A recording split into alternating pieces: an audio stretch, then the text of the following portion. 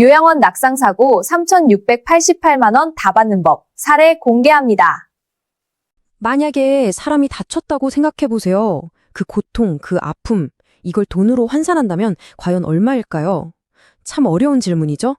오늘 바로 그 질문에 대한 답을 한번 찾아가 보려고 합니다. 이복자 씨라는 한 분의 사례를 통해서 한 사람의 부상이 어떻게 가격으로 매겨지는지 그 과정을 낱낱이 파헤쳐 보겠습니다. 자, 지금 보시는 이 두 장의 사진, 이게 불과 몇 초 사이에 벌어진 일입니다. 왼쪽 사진에서는 요양보호사의 도움을 받고 계시죠. 그런데 바로 다음 순간 오른쪽 사진을 보면 바닥에 쓰러져 계십니다. 정말 눈 깜짝할 사이에 일어난 일이에요. 바로 이 짧은 순간, 이 기록이 오늘 우리가 마주할 그 무거운 질문의 시작입니다. 네, 그 한순간의 부주의가 대체 어떤 결과를 낳았을까요? 우선 사건이 어떻게 시작됐는지부터 차근차근 따라가 보죠. 시간을 거슬러 올라가 보겠습니다. 때는 2025년 4월 17일이고요. 장소는 울산에 있는 금빛 실버 요양원이라는 곳입니다. 이 사고의 피해자는 이복자 어르신, 1942년생이십니다. 당시 오른쪽 몸에 편마비가 있으셔서 혼자서는 서거나 걷는 게 좀 힘든 상태셨어요. 그럼 그날 무슨 일이 있었던 걸까요?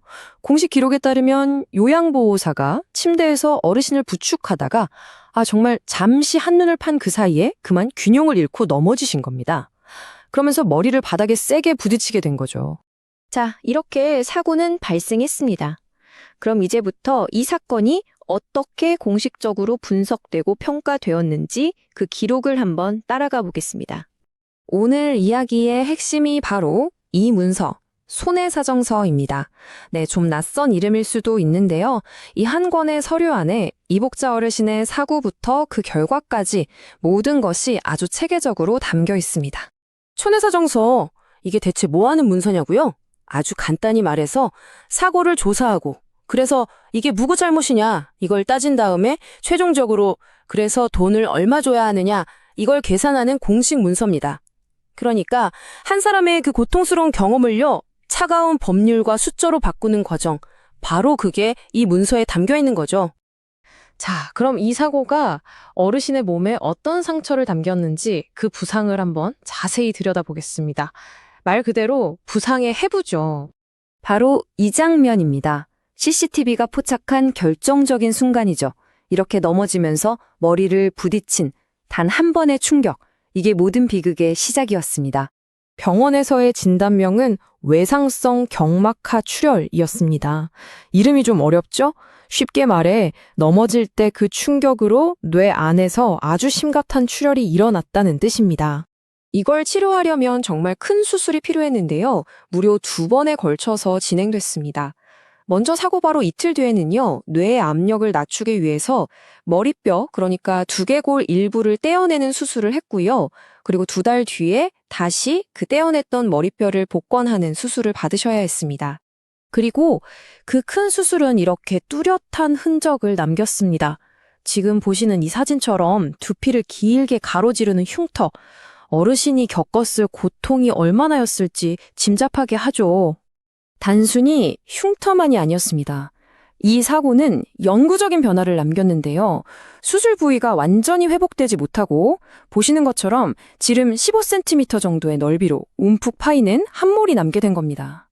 자, 이제부터가 진짜 핵심입니다. 지금까지 우리가 본 이 모든 고통과 상처, 즉 손해라는 이 막연한 개념이 어떻게 구체적인 돈으로, 숫자로 바뀌는지 그 계산 과정을 지금부터 하나하나 뜯어보겠습니다.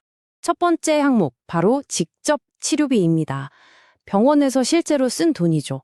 여기에 이제 나중에 설명드릴 책임 비율이란 걸 적용해서 나온 금액이 총 691만 6,380원입니다.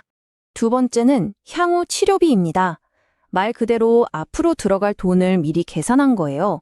예를 들면 흉터 제거 수술이나 모발 이식 같은 거요. 이 비용도 마찬가지로 책임 비율을 적용해서 272만 5,402원이 나왔습니다. 세 번째 항목은 간병비입니다. 입원해 계셨던 90일 동안 추가로 간병인이 필요했거든요. 그 비용이 책임 비율을 적용해서 724만 4,208원으로 인정됐습니다. 그리고 마지막 네 번째 항목입니다. 바로 위자료. 이건 눈에 보이지 않는 정신적인 고통에 대한 보상이죠. 얼마로 책정됐을까요? 과거 법원 판례들을 기준으로 2천만 원이 책정됐습니다. 자, 지금까지 살펴본 4가지 항목을 한 번에 정리하면 바로 이 표와 같습니다. 직접 치료비, 향후 치료비, 간병비, 그리고 위자료까지. 이 모든 걸 합산하니까 총 손해액으로 3,688만 5,900원, 바로 이 금액이 나온 겁니다. 그런데 아까부터 계속 나왔던 말이 있죠? 바로 책임 비율. 이 모든 계산의 기준이 된 이 책임 비율이라는 건 대체 어떻게 정해진 걸까요? 이제 그 책임이 어떻게 나뉘었는지 그 과정을 들여다보겠습니다. 손해사정서는 아주 명확하게 못을 받고 있습니다. 요양원은 안전사고를 예방할 보호 의무가 있다. 그런데 이 의무가 지켜지지 않았다. 바로 이 문장이 모든 책임 소재를 가리는 핵심적인 원칙이 되는 겁니다. 법적으로는 크게 2가지를 근거로 듭니다. 첫째는 민법 제750조. 이건 뭐냐면 요양보호사 개인이 제대로 부축하지 않은 과실이 있다는 거고요. 둘째는 민법 제756조. 이건 사용자 책임이라고 해서 직원이 잘못하면 그 하장, 즉 요양원도 같이 책임져야 한다는 조항입니다. 아주 중요한 부분이죠. 자, 그래서 이런 법적인 근거랑 과거의 비슷한 판결들을 다 종합해서 내린 결론은 뭘까요? 바로 요양원의 책임은 60%다. 이렇게 결론을 내린 겁니다. 그리고 바로 이 60%라는 숫자가 아까 우리가 봤던 그 모든 치료비 계산에 그대로 적용된 기준이었던 거죠. 자, 이제 모든 조각이 다 맞춰졌습니다. 마지막 단계, 최종적으로 지급될 금액을 확인해 볼 시간입니다. 네, 이렇게 복잡한 과정을 모두 거쳐서 나온 최종 배상액은 총 3,688만 5,900원. 바로 이 금액입니다. 우리는 오늘 한 사람의 아픔과 고통이 어떻게 3,688만 5,900원이라는 숫자로 바뀌는지 그 냉정한 과정을 처음부터 끝까지 지켜봤습니다. 모든 계산과 법적 논쟁은 끝났지만 결국 우리에겐 이런 질문이 남는 것 같습니다. 과연 안전의 진짜 가격은 얼마일까요? 이걸 돈으로 매길 수 있는 걸까요? 오늘 준비한 내용은 여기까지입니다. 복잡하고 어려운 보험, 보상 문제. 오늘 강의 영상이 조금이나마 명쾌한 해답이 되셨길 바랍니다.